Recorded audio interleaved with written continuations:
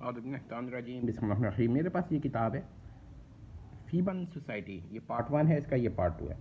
मैं ये किताब पढ़ के इस नतीजे पर पहुँचा हूँ कि ये किताब जो है मज़हर कलीम की, ये देखिएगा, मैं आपको जो चीज़ दिखाना चाह रहा हूँ वो बड़े अहम है। ये 236 पेज है पहला पार्ट का, और ये जो दूसरा पार्ट है इसका 240।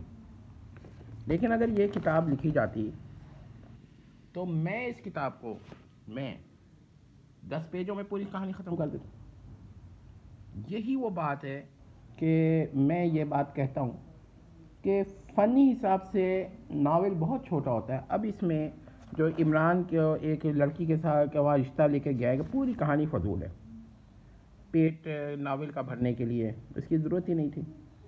तो मैं ये कहता हूँ कि नावल की एक नावलिस्ट की मजबूरी होती है, लेकिन ये मज़हर करीम की एक अच्छी किताबों में से नावल है।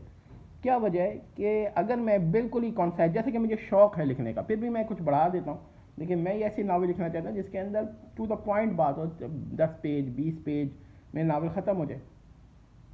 असल पॉइंट जो है मेरा वो ये है कि अगर आप ये सब बातें इसमें नहीं लिखते तो एक तो नावल के अंदर बहुत सारी गलतियाँ होती हैं, उसको ये छुपाना चाहते हैं, तो नावल को इस तरह लंबा करते हैं कि वो गलतियाँ आपकी नज़र में ना आए।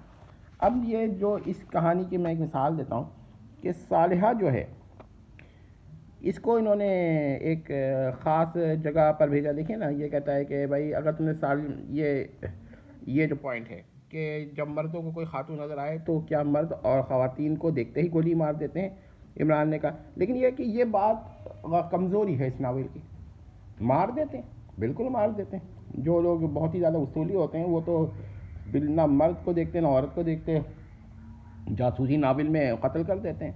ख़ुद मैंने भी ऐसी नावल लिखने हैं, आप देखिएगा, जिसमें ये फ़र्क ही नहीं रहेगा, खातून आती हैं तो उसको भी गोली मार देंगे हमारे किरदार, और अगर मर्द आते हैं तो उसको भी। हमारे ये सीक्रेट एजेंट जमी सीरीज़ हो या दूसरी सीरीज़ हो मेरी, तो मैं तो इसका कोई ख्याल नहीं करता कि मुजरिम कौन है या वो कौन है, उसको मौका, ये आपको बचना है उसके गोली से, ये तो कमाल है।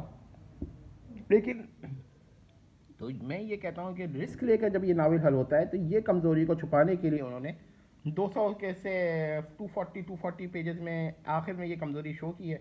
मेरे हिसाब से इस कमज़ोरी की वजह से अच्छा खासा नावल उनका कमज़ोर हो गया। लेकिन सवाल ये पैदा होता है कि अगर यही चीज़ है तो जाहिर है कि 20 पेज के सफ़े में चीज़ बहुत ही प्रोमिनेंट होकर नज़र आएगी, और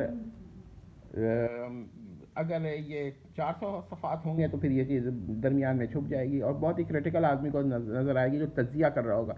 हमारा तो काम ये है कि हम नावल को तज्ज़िया करके थक जाते हैं, फिर भी मज़ा नहीं आता, और बहुत सारे नावल्स हम इसीलिए डिस्कार्ड कर देते हैं कि भाई उसमें तो कुछ है ही नहीं, ठीक है। तो और ये लोगों को बड़ा पसंद आता है। बहरहाल मैं मज़हर कलीम की बड़ी ताज़ीम करता हूँ, ठीक है, इश्ताक अहमद के बराबर नहीं करता, लेकिन इसका यह मतलब तो नहीं कि मैं उनकी शान में गुस्ताखी करूँ। मुझे उनका ये तरीक़ा, ये तो इश्ताक अहमद में भी ये बातें आ जाती हैं और मैं उसको कमेंट करता हूँ। लेकिन ये कि जब नावल लिखते हैं तो इतना मैं देता हूँ कि कुछ मजबूरियाँ होती हैं मुसन्निफ़ की, जिसके बगैर नावल का प्लॉट नहीं चल रहा होता या नावल नहीं चल रहा होता। वो कहाँ तक वो स्किल से अपने किरदारों को बचाए, कहाँ तक टेक्निक से बचाए, वो तो फिर इत्तफ़ाक़ात और क्या कहते हैं, जिसको हम कहते हैं चांसेस लेता है, और फिर वो कहानी आगे बढ़ती है। वस्सलाम।